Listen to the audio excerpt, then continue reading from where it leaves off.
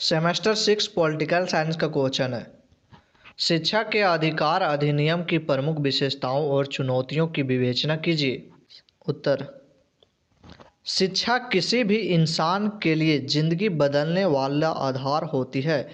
ये सिर्फ न आर्थिक तरक्की में मदद करती है बल्कि समाज में बराबरी और जागरूक लाने का सबसे मजबूत जरिया भी है। यानी जो शिक्षा है एक इंसान की ज़िंदगी बदलने का एक साधन है। यह केवल तरक्की में मदद नहीं करती बल्कि समाज में भी बराबरी और जागरूकता लाने का प्रयास करती है। करें इसी सोच को हकीकत बनाने के लिए भारत सरकार ने साल 2009 में शिक्षा का अधिकार अधिनियम को पास किया और इसी हकीकत यानी कि शिक्षा के प्रति जागरूकता को बढ़ावा देने के लिए 2009 में सरकार द्वारा शिक्षा के अधिकार पर एक अधिनियम बनाया जाता है और 1 अप्रैल 2010 में इसे पूरे देश में लागू कर दिया जाता है। इस कानून के तहत 6 से 14 साल के हर बच्चे को मुफ्त शिक्षा और ज़रूरी शिक्षा का हक मिला। जब एक कानून बन गया तो 6 से 14 साल के हर एक बच्चों को फ्री में शिक्षा देने का प्रावधान रखा गया जिससे कि शिक्षा का हक प्राप्त हो सका और इसी शिक्षा के हक के अधिकार को मौलिक अधिकार में भी शामिल कर दिया गया। करें शिक्षा के अधिकार के अधिनियम की प्रमुख विशेषताएं। सबसे पहला विशेषता है निःशुल्क और अनिवार्य शिक्षा का प्रावधान।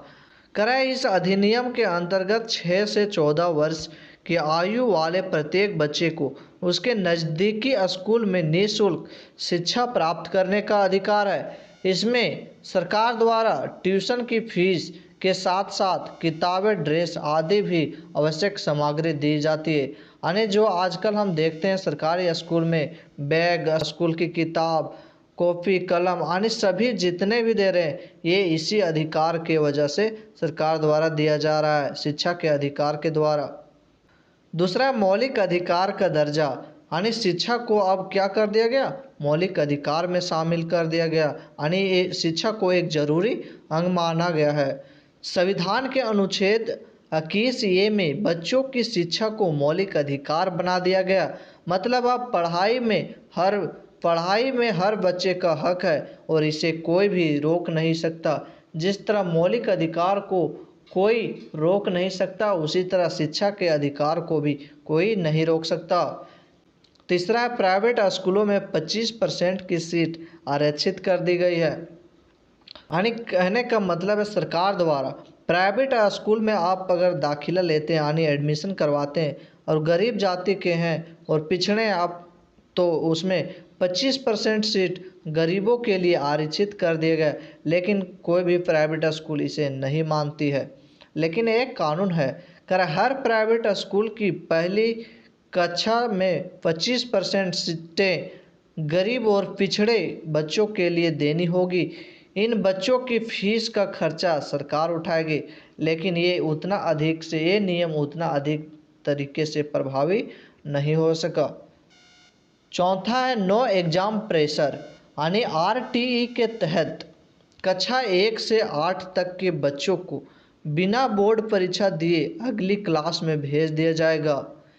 मतलब इसका कहने का मतलब है कि RTE का मतलब है राइट टू एजुकेशन, यानी शिक्षा नीति के तहत 1 से 8 तक पढ़ने वाले सभी बच्चों को बिना बोर्ड परीक्षा दिए अगली क्लास में भेज दिया जाने का, यानी किसी को फेल नहीं करना है ताकि बच्चों के मन में एग्ज़ाम का प्रेशर ना ही किया जा सके। यानी पहले ये नियम था लेकिन अब धीरे धीरे ये कानून बदल रहा है। अभी 8वां में बोर्ड कर दिया गया है। इसका मकसद एक ही था कि छोटे बच्चों को एग्ज़ाम के बोझ ना डाला जाए, कि छोटे बच्चों पर एग्ज़ाम का बोझ ना डाला जाए। स्कूल में बेसिक सुविधाएं जरूरी करें। हर स्कूल में शौचालय, पानी पीने की लाइब्रेरी, खेल का मैदान और पर्याप्त क्लासरूम होना अनिवार्य है ताकि हर बच्चों को पढ़ाई के लिए एक अच्छा माहौल मिल सके। छठा, बच्चों के लिए सुरक्षित माहौल। स्कूल में बच्चों को दोस्ताना और सुरक्षित माहौल देना जरूरी है। शारीरिक सजा, गाली गलौज, जाति या लिंग के आधार पर भेदभाव, इन सब को पूरी तरह से रोक है। इन सभी में पूरी तरह से रोक है। यानी स्कूल क्यों भेजते हैं लोग अच्छे चीज़ों को सीखने के लिए स्कूल में भेजा जाता है, ना कि गलत चीज़ों को। इसीलिए कोई भी जाति के आधार पर भेदभाव नहीं किया जा सकता। भेदभाव को दूर करने के लिए हम सबसे पहला जो सीखते हैं वो स्कूल से ही सीखते हैं, क्योंकि वहाँ स्कूल में सभी जाति के लोग एक समान एक ड्रेस के साथ लोग पढ़ते हैं। करें शिक्षा के अधिकार के अधिनियम की प्रमुख चुनौतियाँ, यानी कि शिक्षा के अधिकार के अधिनियम तो बनाए गए, लेकिन उसमें क्या क्या अभी भी चुनौतियाँ यानी क्या क्या कमी है। तो सबसे पहले गुणवत्ता की कमी। राइट टू एजुकेशन यानी कि RTE लागू होने के बाद स्कूल के में बच्चों का नामांकन तो बढ़ा, लेकिन पढ़ाई की क्वालिटी उतनी अच्छी नहीं हो पाई। गणित, विज्ञान और भाषा, यानी भाषा कहने का मतलब है अपने क्षेत्र की भाषा में बच्चों को बेसिक समझ अब भी कमज़ोर रहती है। दूसरा, योग शिक्षकों की कमी। हम देखते हैं खासकर गवर्नमेंट स्कूल में, सरकारी स्कूल में योग शिक्षकों की कमी होती है। खासकर ग्रामीण और पिछड़े इलाकों में प्रशिक्षित शिक्षकों की भारी कमी है। कई स्कूलों में शिक्षक छात्र का अनुपात भी ठीक नहीं है और ऊपर से टीचर्स को पढ़ाने की बजाय प्रशासनिक कामों में भी उलझा दिया जाता है।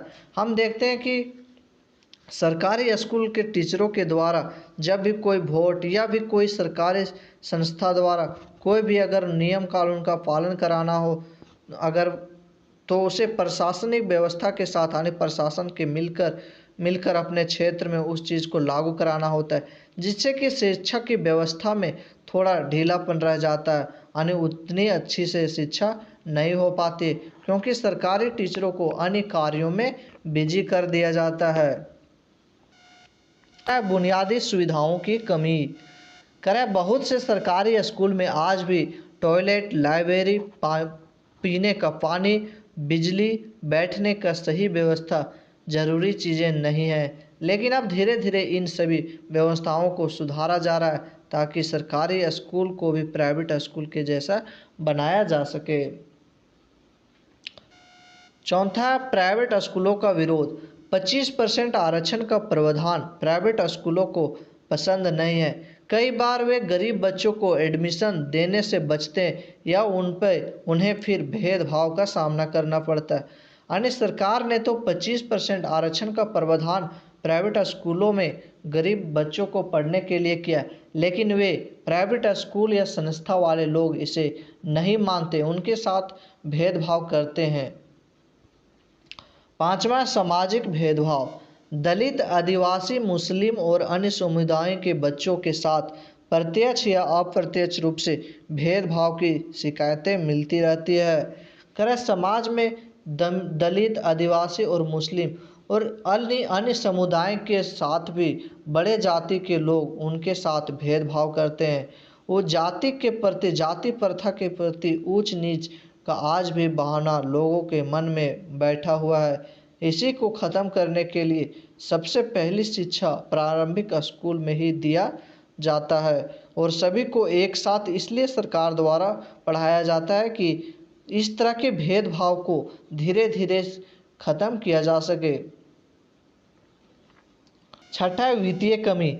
राज्यों को समय पर पर्याप्त पैसा नहीं मिलता है, जिससे कि योजनाओं को क्रियान्वयन पर असर पड़ता है। यानी जो राज्य को सरकार द्वारा, केंद्र सरकार के द्वारा शिक्षा पर जो खर्चा दिया जाना चाहिए वो सही टाइम पर नहीं मिलता है और इन सभी को टाइम पर नहीं मिलने के कारण ही सरकारी स्कूलों में योजनाओं को सही टाइम पर लागू नहीं किया जाता है, जिससे कि देरी होती है। सातवां, डिजिटल शिक्षा की कमी। करा आज के समय में ऑनलाइन और डिजिटल शिक्षा जरूरी हो गई है, लेकिन आरटीई जो है संस्था, इसका सही से जिक्र नहीं किया गया है। आरटीई में डिजिटल शिक्षा का प्रावधान उस समय नहीं किया गया था, लेकिन आज के समय तो ऑनलाइन पढ़ाई शुरू हो गई है।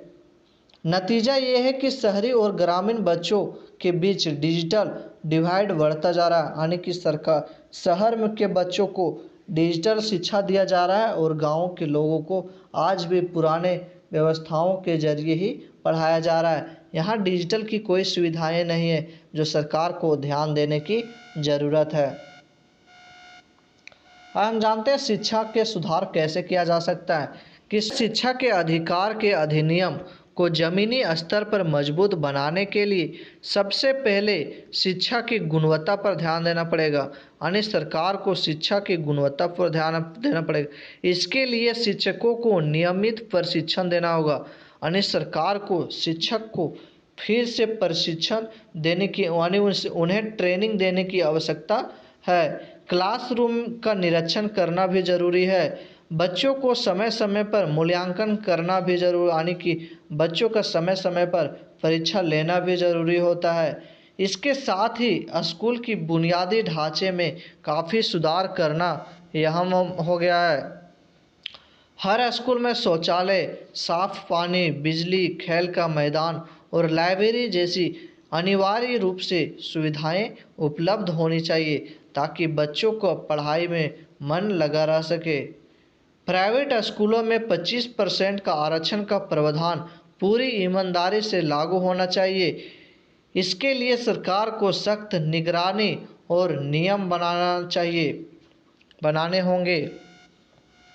बदलते समय की मांग को देखते हुए सरकार को डिजिटल शिक्षा और तकनीकी साक्षरता को बढ़ाने के लिए आरटीई के दायरे में शामिल कर लेना चाहिए, ताकि ग्रामीण और शहरी बच्चों के बीच डिजिटल अंतर को ख़त्म किया जा सके।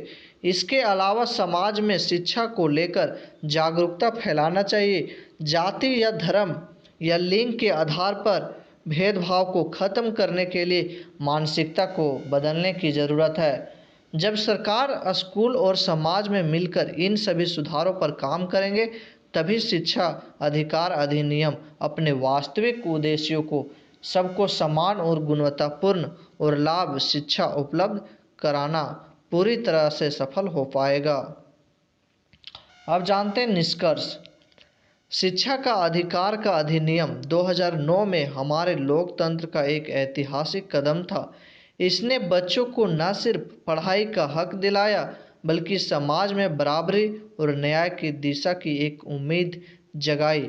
हालांकि इसके सामने कई चुनौतियां भी हैं, जैसे कि क्वालिटी ऑफ एजुकेशन, टीचर्स की कमी, संसाधनों की दिक्कत।